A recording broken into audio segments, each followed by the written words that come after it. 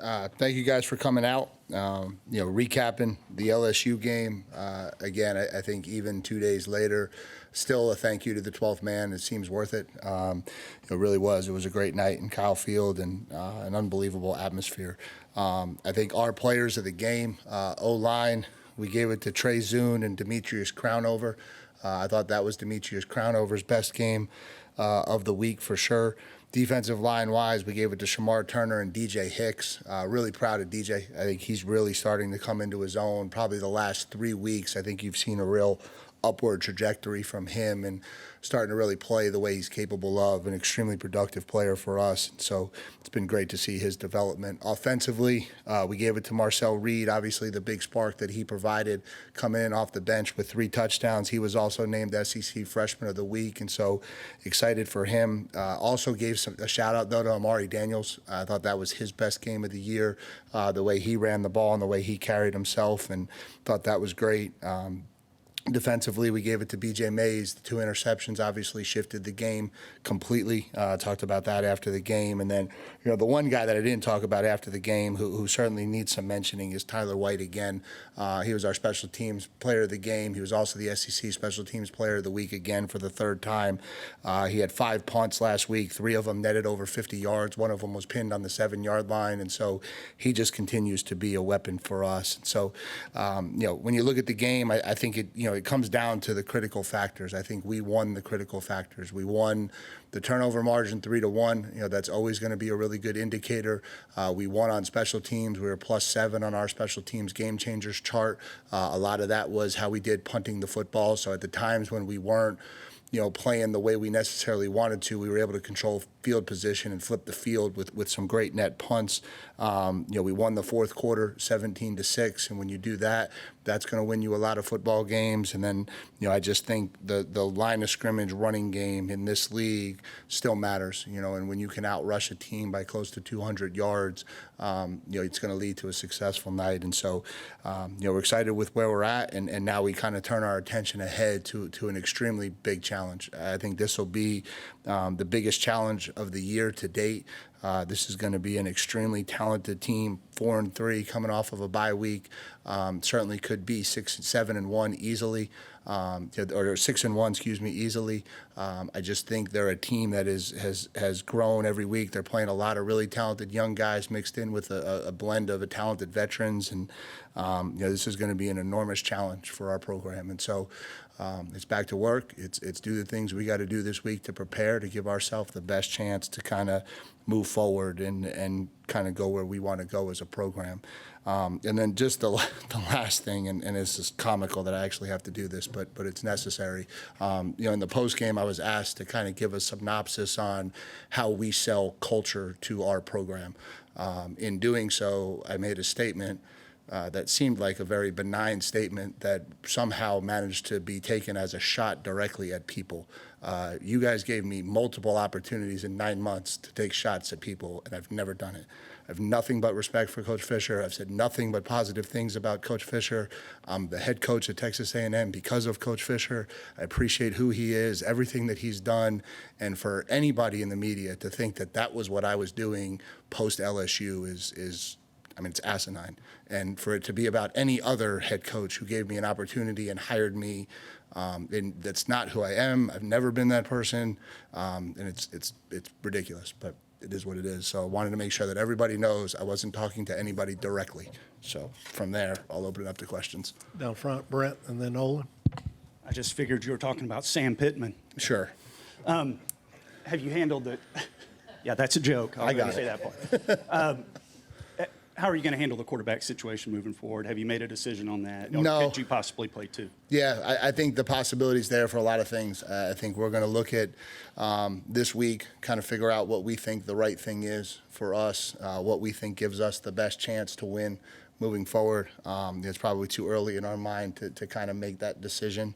And even if we did, we probably wouldn't tell you right now anyway. But no, I think we just want to see how this week plays out, kind of see what we think gives us the best shot to go into this environment and be successful, and then kind of go forward from there. Second row on the right, Olin.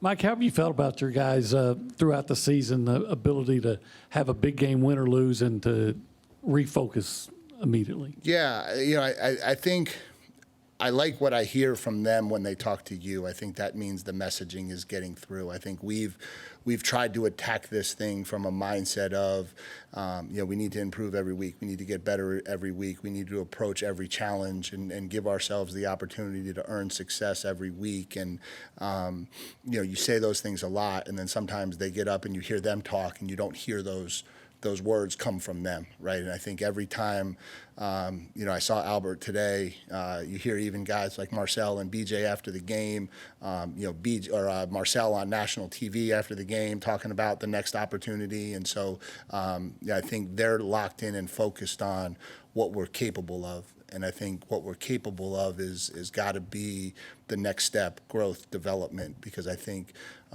if we finished 5-3 in the SEC, I don't think anyone in our locker room would be real happy with that. Front left, Cease. Any update on Basantis first at all? Yeah, no. I mean, he was out last week. He's probably going to be out for a couple weeks until we get him back. And so, we'll kind of see where that one progresses coming out of the bye week. Penalties really haven't cost you as far as the game's concerned yet, but how do you mix having aggressive what your team is, but making some bad penalties? And then I didn't realize till after something pregame went on, so could you address those things? Yeah, I got nothing on the pregame thing. Obviously, that's something we'll handle internally and make sure that doesn't become an issue. The penalties are a concern. We addressed it again this morning. We continue to address it. We address it every day, but until you get it fixed and corrected, you're not doing it the right way. And so, as a staff, I think we got to look at ourselves and figure out ways. And the two areas that are most concerning and most frustrating to me are pre-snap and post-snap. You're going to play football in the SEC, and there's going to be a holding penalty. There's going to be a defensive PI. Like, those things are going to happen. You don't want a lot of them, but they're not going to completely ever go away. Our pre-snap procedural penalties on offense and our post-snap penalties are going to kill us. And so, again, we've got to do a better job as a staff making sure that our players understand that. We certainly try, but we're not getting it done, and so we got to get it done. Third row on the right, David, and then Alex. Mike, can you talk a little bit about the art of dominating the line of scrimmage and a few of your wins? It's like the second half or it's the fourth quarter where we really see the separation. Yeah. I mean, I think, one, it'd be hard-pressed to not give a shout-out to Tommy Moffitt in that regard and what our kids did with him. It's certainly a mindset in terms of how we practice and talking a lot about stressing and straining and effort throughout the course of practice. We make a huge emphasis on the last team period of practice every time we go out there. And then I think it's just a credit to our kids that I think when you look at us, we're playing the game in a way that we're playing very level. It's not, we're not an emotional roller coaster. We're not, starting like a fire plug and then all of a sudden we kind of fade away. Like, we're coming in prepared for a 3.5-hour fight. And I think that maybe has shown itself a little bit in the fourth quarter. There hasn't been panic. There's just been a stick-to-itiveness to just stay with what we're doing and maybe find a way to elevate it and do it a little bit better. And a little bit more on the South Carolina team. Defensively, I look at all their stats. They're in the top 3 or 4 in everything defensively. Yeah, they're extremely talented. Their front is phenomenal. The two kids on the edge, they got, the transfer from Georgia Tech and then the freshman playing for them on the edge. Both those kids are going to be first-round draft picks, if not top 10, 5 picks in the draft. They've got an interior kid who's extremely dominant, plays very physical. They're athletic at the second level. They got a first-round safety who's 6'3", 225 pounds back there. And I apologize right now. It's a lot of numbers in my head, not a lot of names. But, watching them, they allow their defensive line to impact the game. And when you look at them, what they've done is successfully turn people over and create opportunities for their offense. And so in the games that they've been really successful, the defense has taken the game over in so many ways. And so, I think it's by far the best group that we've played to date. And, playing them coming off of a bye week where they got extra preparation and they're going to be really dialed in on what they want to do against us is going to be a huge challenge. Second row on the left, Alex. Yeah, I guess just first, how much of what Marcel did in the 3 games he started and won elevated your confidence in him to go out and execute when y'all actually turned to him on Saturday? Yeah, I would say a lot. I think there was questions asked in the opener, and I don't know that it ever crossed our mind in the opener, right? And for a variety of reasons, but probably just because that's not the right place to put a young kid in, Marcel. And so when you see him go out and play the way he does, we talked after the Missouri game. He made it an extremely challenging decision. It was not an easy decision where to go with this thing. We think we have two very quality quarterbacks. So what Marcel can do, and it just, again, it was not on Connor completely. It wasn't. There were a lot of faults on our offensive, failures on Saturday night, from coaching to play calling to me to Colin to our O-line to our wide. It was everywhere, and certainly Connor played a piece of it. But you have this guy who is an extremely quality, capable kid and is a different dynamic.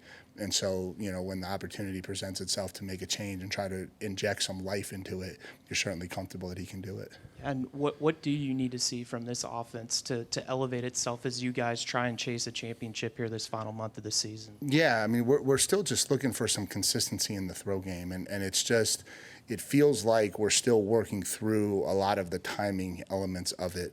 And that sounds like coach speak, but it's the reality. We're not in a really good timing rhythm of the quarterback going through his progressions in the right timing, the wideouts being in the right windows and the right timing, and then when all of those things are happening, then sometimes the O-line's failing, and that happened more Saturday night than it has in previous weeks. But then all of a sudden, okay, we've got it, and the quarterback's about to throw it, and then we get sacked.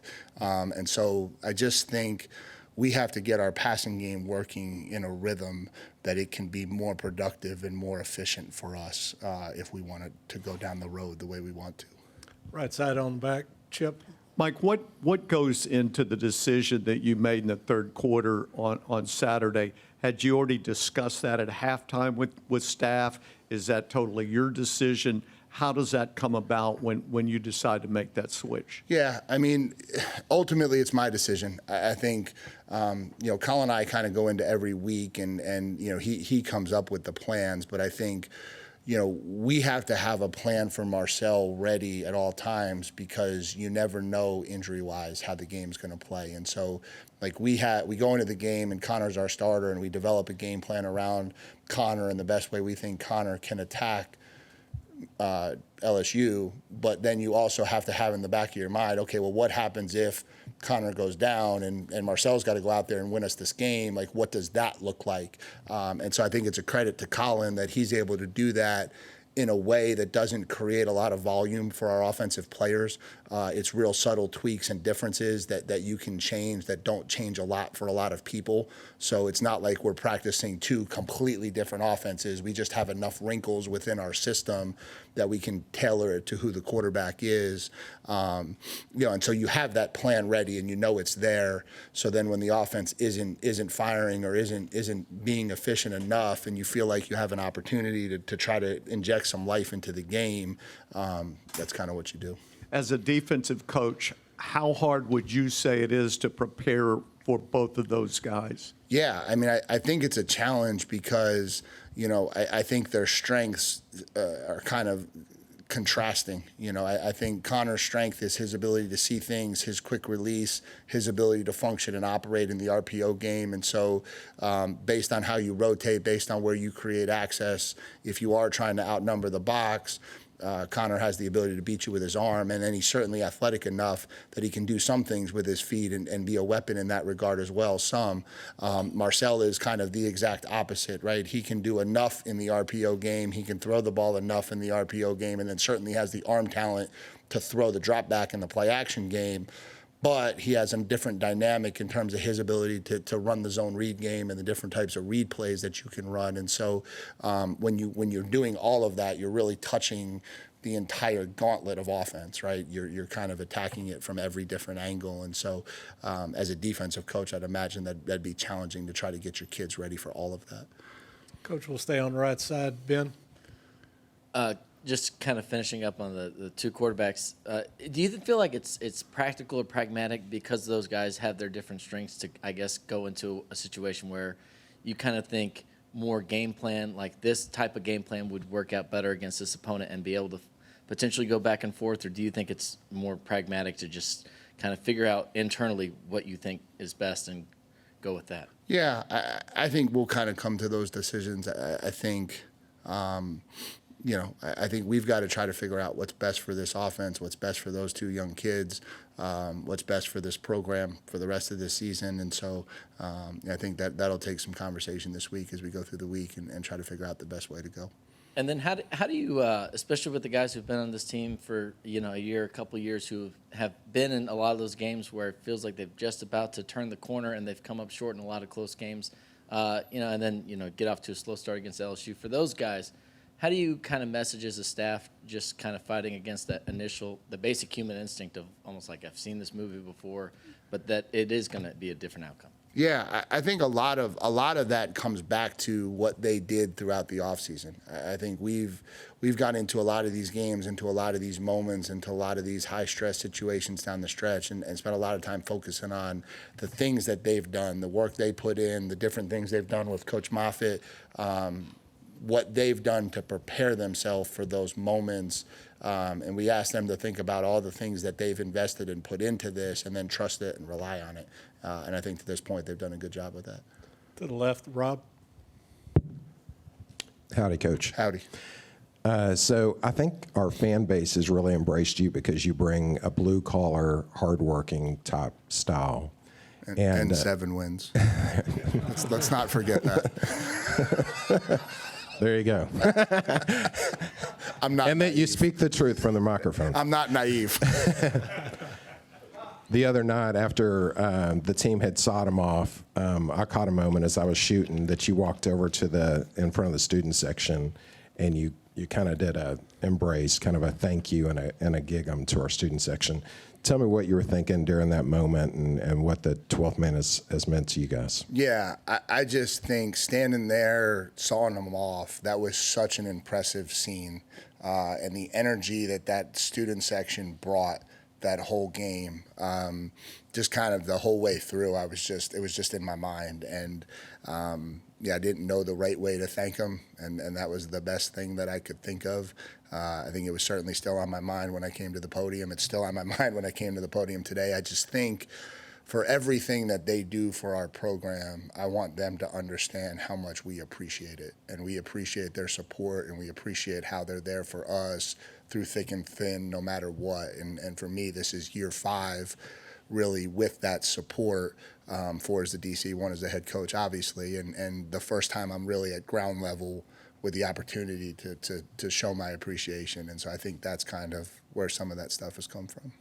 Back behind the lights in the middle, Tyler, and then to the left, Luke. Mike, Albert Reed just said this is probably the best defensive line he's played on. What have you seen from him specifically in his game, and do you feel like the line continues to improve throughout the season? Yeah, I'll flip it, and I'll tell you that he's a main reason why it's the best defensive line he's played on. I think he is one of the most unsung heroes on this team in terms of the level that he's playing at. He's immovable in there right now. He's extremely physical. He's making a lot of plays in the interior run game. I think he, and to some degree Shamar Turner too, but I think Albert, just because of his being at the nose guard and being in the center of it, are really altering people's game plans because they're having such a hard time running the ball between the tackles. And then when you talk about the depth, the ability to bring in DJ Hicks, the ability to bring in Cassius Howell, the ability for Ryland Kenny to show up all of a sudden in the fourth quarter fresh and go get a sack. Just what we're able to do rotating people around. Rodish Johnson comes in and gets a pressure that leads to the first turnover interception, right? And so, there's a lot of quality in that group, which allows us to rotate, which I think allows them to stay fresh and continue to get stronger as the season goes on. To the left, Luke, and then Carter, you'll wrap us up. Coach, when you look at your third down success recently in the season in general, is there anything you can do in practice to kind of prepare for that, or is anything that really goes into preparing for moments like those? Tell me, are you talking our lack of success or success? The success. Y'all doing well on third down on offense. Oh, you're Yes, talking about sir. on offense. Yeah. Okay, my My mind went to defense, and I'm like, we were bad the other night. Yeah, okay, yeah. Yeah, I think one of the things we do probably a little different is we get to third down early in the week. And so we started installing our third down game plan on Tuesday. That's different. A lot of teams don't do that. I think for us or me as a coach, I understand and have always wanted to kind of give our kids the best chance to get their head wrapped around the different blitz packages, the different looks you're going to get on third down. It's different, right? And you get to a point in the season where, okay, we've blocked inside zone enough, one less rep of blocking inside zone on first down and one more rep at some exotic third down pressure maybe helps us. And so that's been a big part of it, I think. It's an emphasis point, obviously, across the board, but it is for most programs. But I think we do a good job of getting our kids to understand it. And then I think we've done a good job of trying to manage the down and distances we get into, and that always helps as well. And Carter, right side, wrap us up. We've got Trey Zune ready. Mike, you've mentioned that it wasn't all on Connor against LSU. Just maybe what could he do better when things aren't going right, whether it's pass protection or receivers not making plays?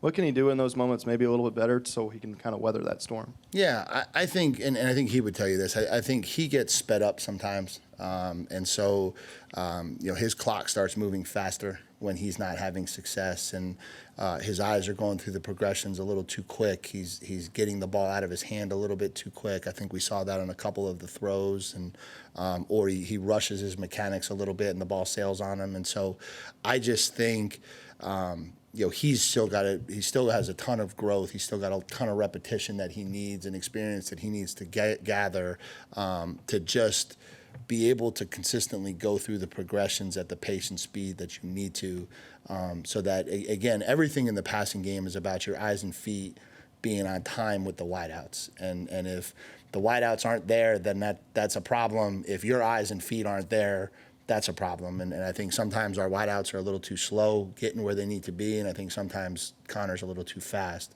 as he goes through his progressions. Thanks for your time, Coach. Yeah, appreciate you guys.